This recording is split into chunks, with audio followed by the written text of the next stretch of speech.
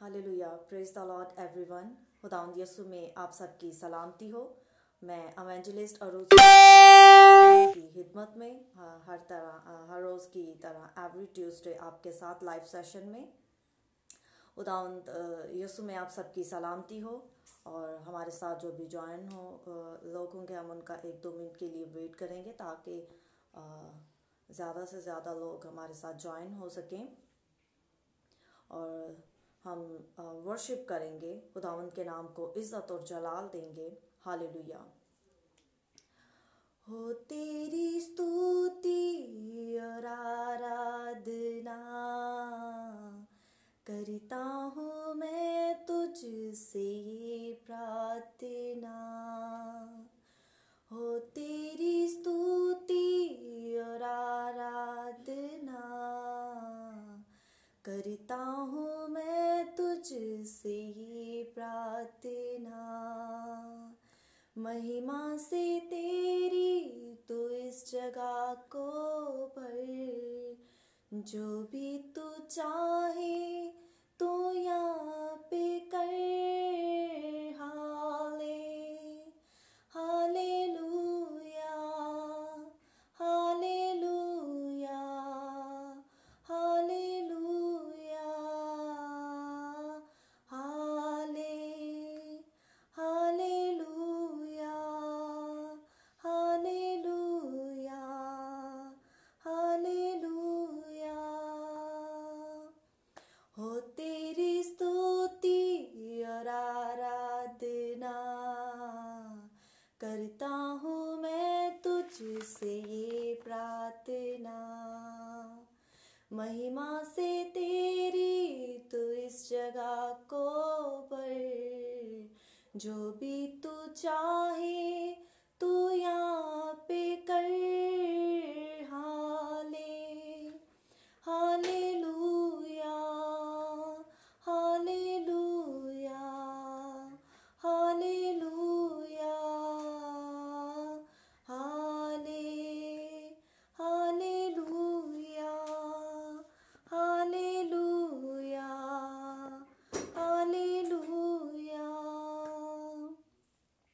Hallelujah. Praise the Lord. कदूस कदूस कदूस खुदा उन लश्करों के खुदा, इब्राहिम इसहाक इस्राइल के खुदा, रब खुदावंद बादशाह, दुआओं को सुनने वाले खुदा, दुआओं का जवाब देने वाले खुदा, अज़ल से अब तक जोरावर खुदा, मैं तेरी शुक्रगुजारी करती हूँ। अज़ल से अब तक मुबारक खुदा, मैं तेरी शुक्रगुजारी करती हूँ आज के दिन के लिए, ज़िंदगी की तमाम नेमतों के लिए, इस लाइव सेशन के लिए। खुदा तूने हमें खुदा फिर से मौका बख्शा ताकि तेरे नाम को इज्जत और जलाल दे सके, तेरे नाम को ऊंचा कर सके, तेरे नाम की स्तुति कर सके। खुदा मैं सारे माहौल कंट्रोल को तेरे हैंड ओवर करती हैं। खुदा हर तरह की टेक्निकल इशू यीशु के नाम से चाहती है। खुदा तो मेरे साथ हो, मुझे दलेरी की रूह दे और पाक रूह तो मेरे अंदर से होकर बोलना है। खुदा जो मेरे साथ जुड़ रहे हैं और जो बाद में भी देखकर जो भी वॉच कर, उन सबको बरकत देना है। खुदा आज का कलाम हमारे लिए बाइस से बरकत हो। आमीन आमीन। आज मैं आपके साथ बहुत ही खूबसूरत टॉपिक को लेकर, do good for others, it will come back in expected ways. तो आपने ऑलरेडी इस टॉपिक को रीड कर लिया होगा। तो आज मैं आपके साथ 2 स्टोरीज को, 2 ऐसी कहानियों को आपके साथ शेयर करूंगी जिसे जैसे मैंने बरकत पाई, आप भी ज़रूर इन स्टोरीज से जो है वो बरकत को हासिल करेंगे। मैं एक ऐसे सिक्योरिटी गार्ड की स्टोरी को आपके साथ आज शेयर करने जा रही हूँ, जो आज से 30 साल पहले की है, जो आज से 30 इयर्स अगो है, 30 इयर्स अगो की है। और वो ऐसे सिक्योरिटी गार्ड की आपके साथ स्टोरी को शेयर करूंगी, जो एक रिच फैमिली में एज ए सिक्योरिटी गार्ड था। और वो कहता है कि मैं जब उस रिच फैमिली में जॉब करता था तो वहाँ पर कुछ अजीब सा चल रहा था। और मैं हर रोज़ अपने बॉस की गाड़ी का दरवाज़ा खोलता, उसको ग्रीट करता और मैं उसकी बहुत रिस्पेक्ट करता था। लेकिन जब मैं उसको ग्रीट करता तो वो मुझे मेरी सलाम का जवाब नहीं देता था। और उसने कहा कि वहाँ पर कुछ अजीब सा चल रहा था और हर रोज़ वहाँ पर बहुत ज़्यादा पार्टीज़ होती थी, और जब वहाँ पर बहुत ज़्यादा पार्टीज़ होती थी तो तो उस पार्टीज़ जो होती थी वहाँ पर बहुत ज़्यादा जो खाना काफ़ी मिकदार में बच जाता था वो उसको बाहर गार्बेज में फेंक देते थे। और जो सिक्योरिटी गार्ड था वो एक गरीब तबका से ताल्लुक़ रखता था, और उसने हर रोज़ वहाँ से गार्बेज से खाना उठाना और अपनी फैमिली के लिए ले जाता था। और एक दिन उसके बॉस ने उसको ऐसा करते देखा, और सिक्योरिटी गार्ड ने वहाँ से अच्छी अच्छी चीज़ें, गार्बेज से अच्छी अच्छी चीज़ें उठाई और उठाकर किचन में ले जाकर उनको अच्छे से शॉपर में पैक किया और अपने घर में ले गया। लेकिन उसके बॉस ने हर रोज़ की तरह उसको कुछ भी, किसी बात के लिए उसको ना कोई जवाब दिया, ना ही उसको पूछा कि तुम ऐसा क्यों कर रहे हो। लेकिन उसके बॉस ने उसको ऐसा करते देखा और उसने इसके बारे में सोचना शुरू किया कि मुझे इसके बारे में क्या करना चाहिए। और जब नेक्स्ट डे जब ऐसा हुआ तो उसने गार्बेज एरिया की तरफ एक नए शॉपर में एक बैग ऑफ ग्रोसरी को, जिसमें फ्रेश फूड था, जिसमें खाने की चीज़ें थी, उसने उस बैग को देखा और उसने बगैर वहाँ से कुछ पूछे सोचे समझे उस बैग को उठाया और वो अपने घर पर ले गया। और हर रोज़ उसके साथ ऐसा ही होता था, वो गार्बेज से उस बैग को उठाता और अपने घर में ले जाता। और उसकी फैमिली इस बात पर बहुत खुश थी कि हमारे फादर जो हैं वो हमारे लिए रोज़ाना बहुत बड़ा ताज़े फूड का फ्रेश फूड जो है वो हमारे लिए लेकर आते हैं, और वो इस मील को बहुत ज़्यादा इंजॉय कर रहे थे। और सडनली एक दिन उसके बॉस की जो है वो डेथ हो जाती है। उसके बॉस की जब डेथ हो जाती है तो सब कुछ बदल जाता है, और वहाँ पर गार्बेज में उसको कोई बैग ऑफ ग्रोसरी जो है वो नहीं मिलता।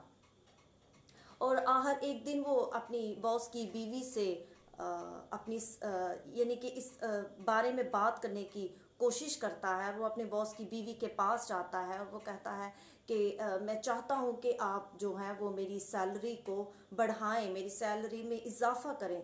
तो उसकी बॉस की जो बीवी होती है वो उसको कहती है कि पहले तो तुमने कभी मेरे से ऐसे हमसे बात नहीं की और ना ही कभी तुमने अपनी सैलरी को इंक्रीज करने के बारे में कहा, तो आज तुम क्यों ऐसे हमसे कह रहे हो, क्यों हमसे पूछ रहे हो। तो उसने बड़ी तफ्तीश के साथ उससे पूछा कि आखिरकार ऐसी क्या परेशानी है जो तुम अपनी सैलरी को में इजाफा करने के बारे में पूछ रहे हो। तो उसने तो बहुत टाल मटोल किया, लेकिन आखिरकार उसको सच बताना पड़ा और उसने वो सारा उसको हाल बताया कि ऐसे हर रोज़ मैं वहाँ से गार्बेज वाली साइड से मैं रोज़ाना एक फूड बैग उठाता था, और अब वो जो है मैं उसको रिसीव नहीं करता, मैं उसको अपने घर पर लेकर नहीं जाता। तो उसकी बीवी ने उससे पूछा कि ये कब से यानी कि तुम कब से वहाँ से नहीं ले रहे। तो उसने उसको बताया कि जब से मेरे बॉस की डेथ हुई है तब से ये सिलसिला जो है ये रुक गया है। तो उसकी बॉस की बीवी जो है वो बहुत ज़्यादा रोना शुरू हो जाती है। तो वो जो सिक्योरिटी गार्ड होता है वो कहता है कि मैम आप क्यों रो रही हैं, मेरे पास तो रोने की बहुत सी वजूहात हैं, लेकिन आप क्यों रो रही हैं।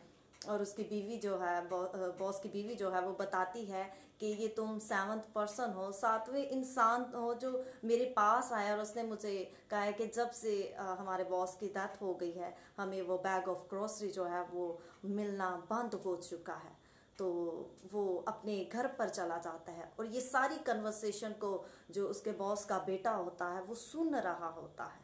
जैसे उसके बाप ने उस सिक्योरिटी गार्ड को गार्बेज से फूड उठाते देखा, लेकिन उसने उसको कुछ ना कहा। इसी तरह जब वो उसकी माँ के साथ, सिक्योरिटी गार्ड उसकी माँ के साथ बात कर रहा था, अपने हाल को, अपनी फैमिली के सारी सिचुएशन को उसको बता रहा था, तो उसके बेटे ने ये सारी बातें सुनी और अगले दिन उसको वो बैग जो है फूड ऑफ बैग जो है वो ग्रोसरी का, वो उसको दोबारा से मिलना शुरू हो गया।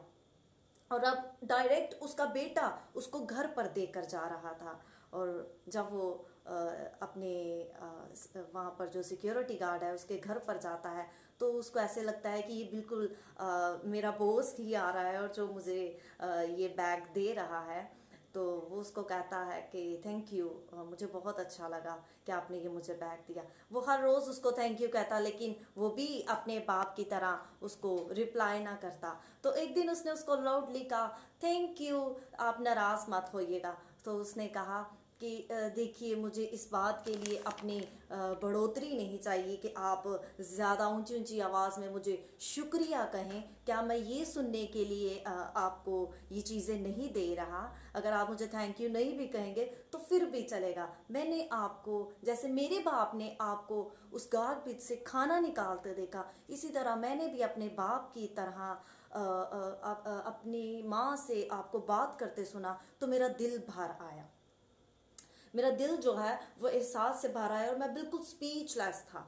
और मेरे दिल में इस बात की खसरत थी कि मैं अपने उस बाप के, जो मेरा बाप अच्छा काम कर रहा था, मैं उसको कंटिन्यू रखूं। तो इस स्टोरी से हम ये सीखते हैं कि हमें हमेशा उन लोगों की हेल्प करनी चाहिए जो हमें वापस नहीं दे सकते।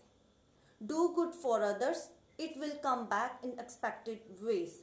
अगर आप दूसरों के लिए अच्छा करेंगे तो ये गैर मुतवक्का तौर से जो है ये सारी चीज़ें आपके पास वापस आएंगी।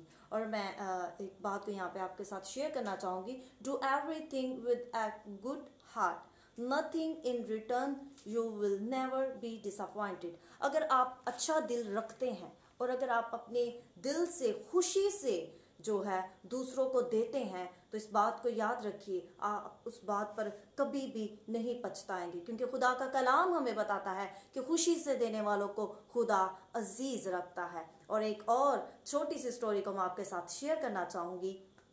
ये स्टोरी राहुल और रोहित की है। रोहित जो है वो एक किताबों का ढेर लेकर बैठा होता है और राहुल किताबों का ढेर लेकर बैठा होता है। तो रोहित गाड़ी में से निकलता है, जो बहुत रिच मैन होता है। तो वो उसको कहता है, राहुल उसको कहता है कि साहब प्लीज़ आप ये बुक्स ले लीजिए, मुझे इनकी बहुत ज़्यादा ज़रूरत है, मुझे पैसों की बहुत ज़्यादा ज़रूरत है, आप प्लीज़ ये बुक्स ले लीजिए। तो रोहित उसको पूछता है कि इनकी क्या प्राइस है। वो कहता है कि मुझे 5,000, ये 5,000 की हैं। तो वो उसका मजाक उड़ाते हुए उसको कहता है कि रोहित जो उसको कहता है इसका तो कोई तुम्हें 200 रुपये भी नहीं देगा। लेकिन आई डोंट नो उसके दिल में क्या आता है, तो वो उसको 5,000 जो है वो उसको दे देता है।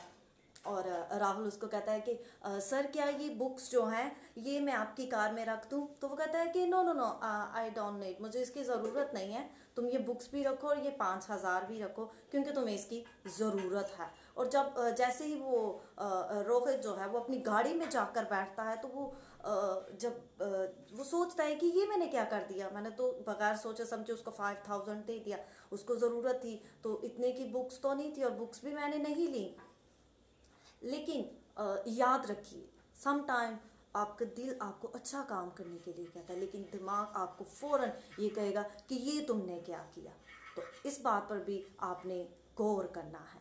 और जैसे ही राहुल जो है वो 5,000 लेता है और वो कहता है कि थैंक यू सर, आपने मेरी बहुत हेल्प की, क्योंकि मुझे इसकी ज़रूरत थी और मुझे पढ़ना है, मुझे पढ़कर बड़ा आदमी बनना है, मैं ज़रूर आपका कर्ज लौटाऊंगा। और जैसे ही वो राहुल जो है वो कॉलेज में जाता है, एडमिशन करवाता है, उसकी स्कॉलरशिप उसको मिलती है और वो उसको लेटर पे उनके साथ जो है वो राहुल के रोहित की आपस में लेटर में कन्वर्सेशन जो है वो स्टार्ट हो जाती है। वो उसको लेटर भेजता है कि देखो मैं जो है स्कॉलरशिप ले चुका हूँ, अब मैं ऑस्ट्रेलिया जा रहा हूँ। तो लेटर से उनका एक अच्छा रिलेशन बन जाता है। लेटर से उनका, रोहित का और राहुल का एक अच्छा रिलेशनशिप बन जाता है। और लेटर से जो है वो रोहित जो है वो राहुल की इस तरह से मदद करता रहता है। वो कभी उसको 2,000 दे देता है, कभी 3,000 दे देता है। ऐसे ही राहुल जो है वो पढ़ लिख कर एक अच्छा, एक बड़ा आदमी बनकर वो ऑस्ट्रेलिया चला जाता है, वहाँ पर वो शादी करता है। और उसके बाद जब रोहित की एक बेटी होती है और राहुल जिसको अपनी बहन समझता है, वो जब उसकी शादी होती है तो उसको रोहित को एक लेटर जो है वो रिसीव होता है, लेटर जो है वो रिसीव करता है। और जब उसको ओपन करता है तो उसमें बहुत बड़ी अमाउंट में राहुल की तरफ से वो अमाउंट होती है जो उसने जो उसकी बेटी को अपनी बहन समझता है और उसको बहन समझकर उसकी शादी में वो बहुत बड़ी अमाउंट भेजता है। तो इस बात को याद रखिए कि हम इस स्टोरी में से क्या सीखते हैं कि जब भी हम किसी के लिए अच्छा करते हैं तो वो हमारे पास अनएक्सपेक्टेड वेज में जो है वो वापस लौट कर आता है। और हम हमेशा उन लोगों की हेल्प करते हैं जो हम समझते हैं कि ठीक है हम इसको कर्ज दे देते हैं, ये थोड़े दिनों तक हमें वापस कर देगा। लेकिन इस बात को याद रखिए, खुदा का कलाम हमें बताता है, साम 41 उसकी 1-2 में लिखा है, मुबारक है वो जो गरीब का ख्याल रखता है, खुदा उन मुसीबत के दिन उसे छुड़ाएगा। और सेकंड वर्स में लिखा है, खुदावंद उसे महफूज और जीता रखेगा और वो जमीन पर मुबारक होगा, आमीन। तो इस बात को याद रखिए कि जब हम किसी गरीब की मदद करते हैं, जो पुअर है, जो नीडी है, जिसको हेल्प की ज़रूरत है, तो जब हम उसकी हेल्प करते हैं तो खुदावंद हमें हर मुसीबत से भी छुड़ाता है। खुदा हमारी उम्र भी दराज करता है, हमें महफूज भी रखता है और वो ज़मीन पर मुबारक होगा। हालेलुया। और इसी तरह इमसाल 28 चैप्टर उसकी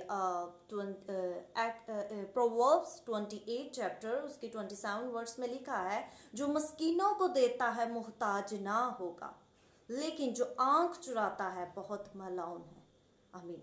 देखिए, मलाउन का जो लफ्ज है उसके ये बहुत सख्त वर्ड जो है ये यहाँ पर इस्तेमाल किए गए हैं उसके लिए जो मस्कीन को देखकर नजर चुराता है, जो मस्कीन को देखकर उसको इग्नोर करता है। अगर आपके पास थोड़े हैं, आप थोड़े से भी किसी की हेल्प कर सकते हैं। ज़रूरी नहीं है कि हम कहें कि ये बहुत ज़्यादा पैसे हों तो हम फिर किसी की हेल्प कर सकते हैं। अगर आप पैसे हैं, आप थोड़ी अमाउंट में भी किसी की हेल्प कर सकते हैं।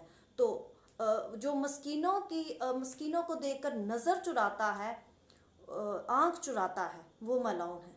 तो इस बात को याद रखिए कि आज जो खुदावंद के कलाम में से जो हमने सीखा है कि मुबारक है वो जो गरीब का ख्याल रखता है, खुदावंद उसे मुसीबत के दिन छुड़ाएगा।